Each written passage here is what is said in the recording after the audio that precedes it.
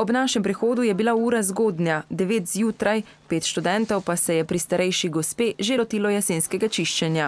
Te gospe bomo očistili en grm, pa okolico, listje, ki bo padlo dol, pa to bomo skupaj pograbljali, pa na en kup, tako da bomo v bistvu okolico stanovanja oziroma hiše počistili gospe. Lažje je za kaj takega, kot pa verjetno za predavanje zgodaj zjutraj. Verjetno je to bolj študentu prijazno delo. Orodje prinesejo s seboj, kot pripomoček dobri volji in delovnim izkušnjam.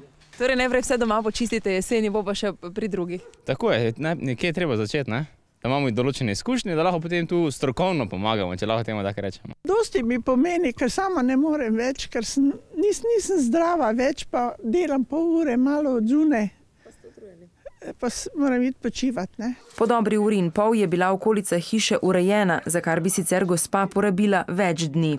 Nagrada sta bila topel čaj in prigrizek ter seveda zadovoljen nasmeh. Krasno, jaz imam mlade rada, študente. Če nekaj dobrega naredimo, imamo tudi mi dobro vest.